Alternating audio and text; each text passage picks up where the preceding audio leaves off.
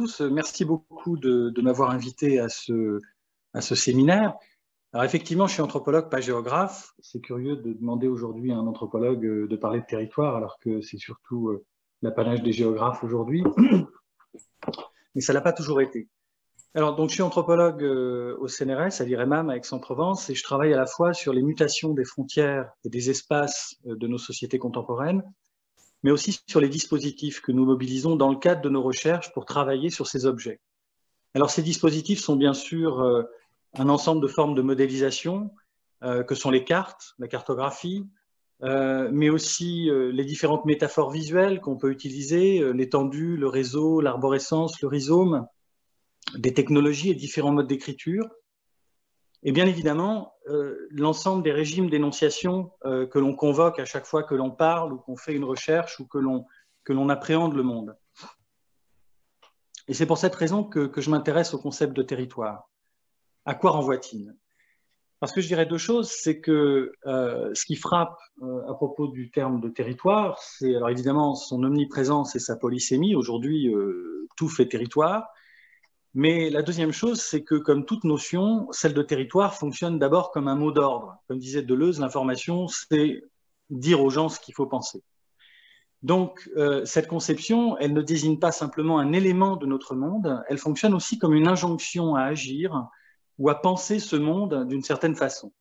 Et comme je vais essayer de le montrer dans les 15 minutes qui me sont imparties, cette manière de voir le monde, c'est une manière très moderne, très anthropocentrée, très humaniste finalement, et donc aussi très visiocentrique, hein, c'est-à-dire articulée principalement autour de la vision, et qui ne parle que des hommes. Le monde n'est peuplé que d'êtres humains, et les autres vivants n'existent pas. Et c'est en ce sens que, de mon point de vue, parler de territoire, ce n'est pas simplement essayer de penser le monde, c'est surtout agir sur le monde. Alors, pour illustrer cet argument, je vais organiser mon propos en 3 temps. Premier temps, je vais revenir très rapidement sur l'histoire de ce concept en France, qui est assez récent finalement. Deuxièmement, j'évoquerai les différentes significations et approches auxquelles il renvoie. Et puis, troisièmement, j'essaierai d'évoquer les limites du territoire tout en essayant de les dépasser. Alors, le territoire, c'est un concept qui, jusqu'aux années 70, relevait plutôt du domaine de la science politique et de la géopolitique, pas tellement de la géographie.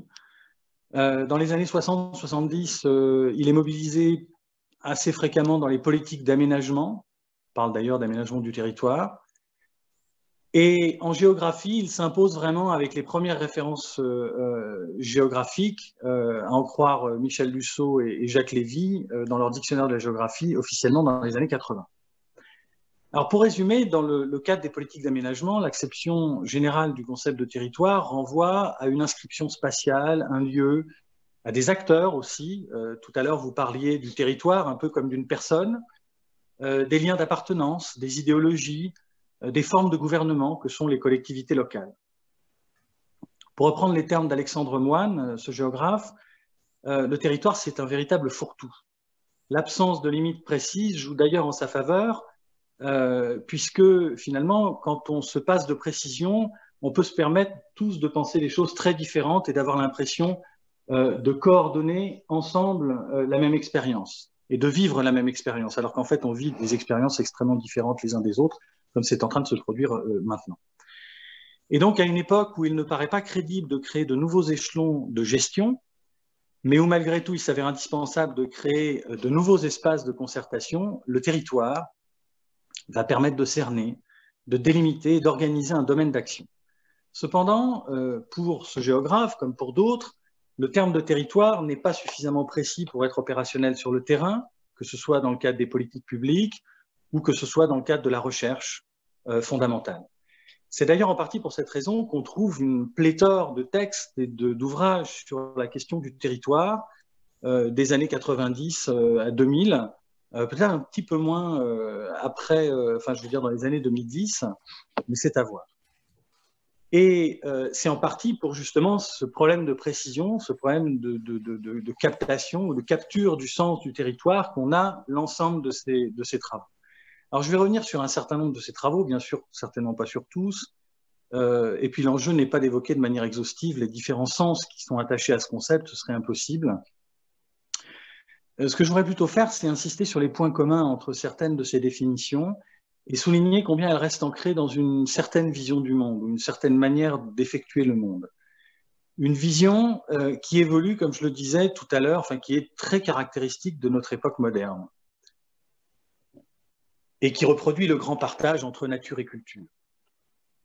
Alors, je m'inspire ici d'un article très intéressant qui a été écrit par Frédéric Giraud, qui est un géographe français, mais qui travaille en Suisse, qui s'appelle « Conceptualiser le territoire » et qui a été publié dans le numéro 403 de la revue Historien et Géographe en 2008, pour ceux que ça intéresserait.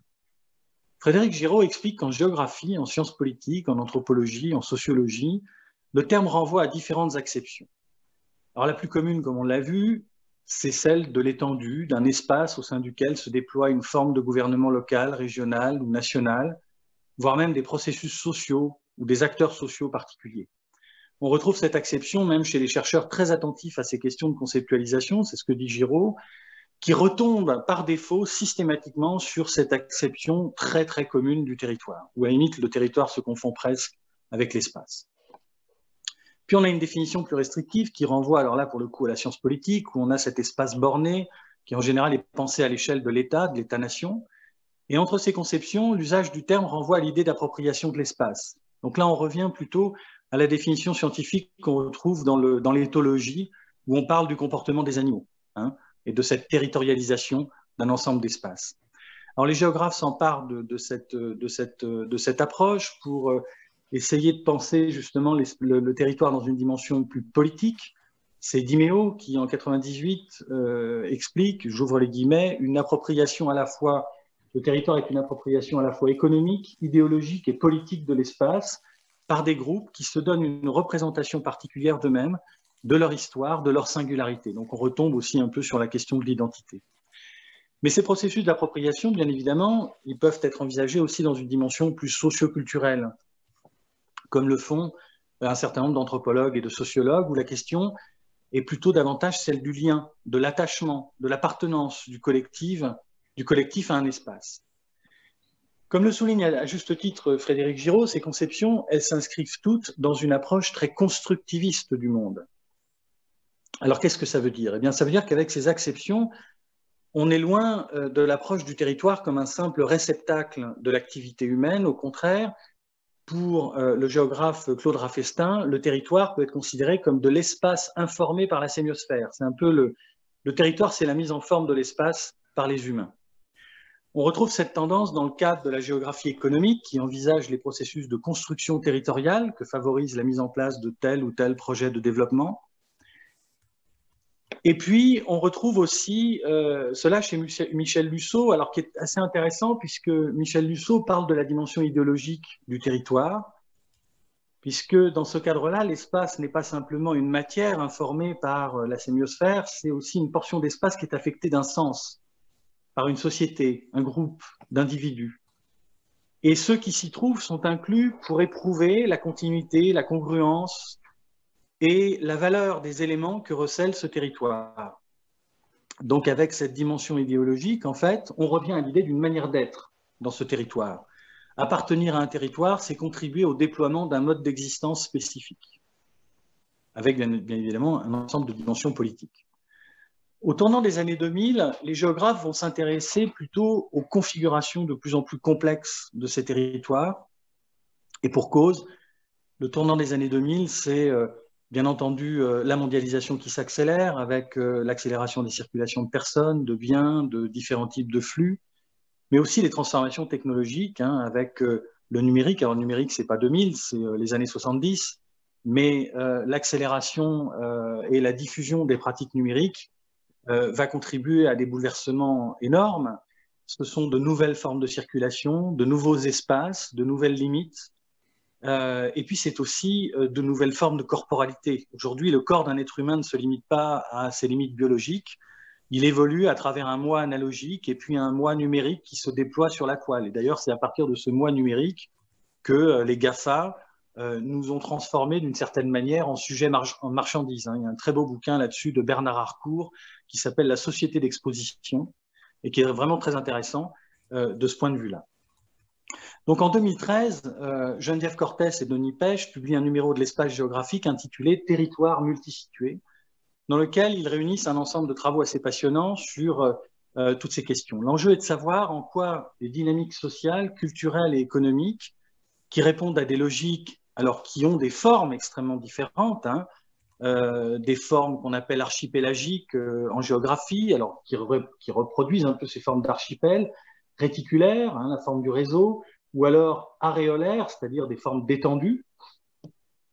Eh bien, comment l'articulation de ces différentes formes se met à faire territoire. Et donc, les territoires multisitués sont conçus non plus seulement comme des territoires de pratique et d'appartenance, comme des lieux d'appropriation, mais aussi comme des territoires fonctionnels, organisationnels, formels et institutionnels, autour desquels s'articule un ensemble d'actions. Alors, ce qui me paraît intéressant avec cette dernière approche autour des configurations territoriales, c'est qu'on sort de l'approche fixiste, localiste du territoire et qu'on prend en compte la polymorphie et la mobilité des pratiques socio-spatiales, leur caractère délocalisé aussi. La deuxième chose, c'est qu'on sort de l'opposition entre territoire et réseau, hein, ou étendue et réseau. Ce qui est assez intéressant, d'ailleurs, moi j'étais assez surpris de retrouver dans le dictionnaire de géographie de Jacques Lévy et Michel Dussault une association très nette entre territoire étendu et réseau dispositif réticulaire. Ensuite, on sort de l'idée de continuité, c'est-à-dire qu'un territoire, ce n'est pas forcément homogène et puis ce n'est certainement pas continu. Hein. On a des processus beaucoup plus complexes. On réfléchit donc dans ces approches du territoire à des configurations territoriales et donc on sort d'une certaine manière d'une partie, hein, enfin seulement en partie, de cette pensée moderne de l'espace où le territoire était considéré comme cet espace dans lequel se déployait la souveraineté exclusive d'un État ou d'une collectivité. Mais en même temps, on ne sort pas tellement de cette pensée moderne. Je vais vous dire pourquoi. Et c'est là, je pense, toute la limite que je trouve à ces approches aussi intéressantes et sophistiquées qu'elles soient. Eh bien, la limite de ces approches du territoire, c'est de rester dans un questionnement qui me semble vraiment trop anthropocentré. Ces définitions, elles nous parlent avant tout de l'action de l'homme sur l'espace. Le territoire, pour aller vite, c'est un peu l'espace anthropique, comme je vous le disais tout à l'heure. C'est un peu la manière dont la culture travaillerait la nature. On retombe un peu dans le grand partage. La nature est prise en considération, certes, mais elle est seconde. C'est une matière passive. Alors, elle peut se rebeller, elle peut agir, mais on a l'impression que l'homme est un démiurge par rapport à un être un peu secondaire, mis au second plan. Et d'une certaine manière, pour reprendre les termes de Baptiste Morisot, je trouve que cette approche du territoire, elle reprend l'aveuglement constitutif de la pensée moderne qui oublie que le fait d'habiter, c'est d'abord se déployer dans le tissage des autres vivants et des autres modes d'existence. Parce que dans ce tissage, vous avez des êtres vivants, humains, non humains, mais vous avez aussi d'autres modes d'existence. Et alors évidemment, vous allez me dire peut-être que cette impression du caractère anthropocentré de l'approche du territoire dans ces écrits est liée à la limite des lectures que j'ai faites hein, pour cette intervention. Il y a certainement un certain nombre de géographes français qui se sont efforcés d'évoquer ces questions-là. Mais de mon côté, je me suis penché plutôt du côté de la géographie anglo-saxonne, et surtout de cette géographie qui travaille de plus en plus sur une approche relationnelle de l'espace. Une approche relationnelle de l'espace qu'on peut trouver dans un article assez intéressant de John Anderson, qui a été publié en 2012, et qui a pour titre « Relational Places, the Surfed Wave as Assemblage and Convergence », qui pourrait se traduire en français « Lieu relationnel, la vague surfée comme agencement et convergence ». Dans cet article, John Anderson montre que l'articulation de l'action d'un surfeur avec celle de l'onde qui construit la vague, combinée à la résistance et à la glisse de la planche de surf, produit du lieu pendant un temps éphémère. Alors en anglais, quand on parle le sens de territoire, on le retrouve à travers deux termes qui sont territory et place. Et l'intérêt, c'est que donc là, ici, on a un lieu ou un territoire mobile, composite, sur lequel circule le surfeur, sur lequel il vit une expérience et à partir duquel il affecte à son échelle le devenir du monde qui l'entoure. L'intérêt de son approche, elle est de 4 ordres. La première, c'est qu'il envisage l'espace comme étant, comme je vous le disais tout à l'heure, relationnel, c'est-à-dire comme l'articulation de différents flux d'action. L'espace n'est donc pas une surface, mais un nœud, ou plutôt un nœud en train de se faire. Deuxièmement, il appréhende l'espace comme inscrit dans une temporalité spécifique, même si celle-ci est très éphémère. Autrement dit, l'espace, ce n'est pas une étendue, une forme arrêtée, statique, comme le proposent malheureusement encore certaines approches, c'est plutôt du mouvement, l'espace. Troisièmement, Anderson envisage ces relations au-delà de l'humain, et c'est ça tout l'intérêt de son approche, pour inclure des processus dynamiques, qui n'incluent pas seulement d'autres êtres vivants, mais des éléments et des dynamiques au-delà du vivant. C'est l'onde qui produit la vague, la résistance de la planche, la matière de la planche. Ceux qui font du kayak ou du surf savent très bien que si on a un kayak gonflable ou un paddle gonflable et un paddle en fibre de verre ou un kayak en fibre de verre, ça ne va pas à la même vitesse et le rapport n'est pas du tout le même. Et quatrièmement, Anderson envisage les effets de ces articulations au-delà de ce lieu et du moment dans lequel il se construit. Et pour cette raison, je pense, et c'est là où j'en arriverai à ma conclusion, qu'il est beaucoup plus constructif de s'intéresser à la manière dont le territoire renvoie à des processus d'action, des modes d'existence, la manière dont ces différents modes d'existence, ces différents flux d'action s'articulent et ce qu'ils produisent, c'est-à-dire de penser le territoire non pas comme une chose ou un élément qu'on pourrait capturer, qu'on pourrait définir, circonscrire avec un certain nombre de propriétés finies. Un territoire, c'est toujours en devenir, c'est une multiplicité. Et c'est profondément dépersonnifié, ce n'est pas une personne, même si on a effectivement des processus d'individuation à travers ces territoires. Donc je dirais que vouloir définir le territoire, c'est le faire mourir. C'est supprimer tous les apports d'une dynamique participative. Voilà. Je vous remercie de votre attention.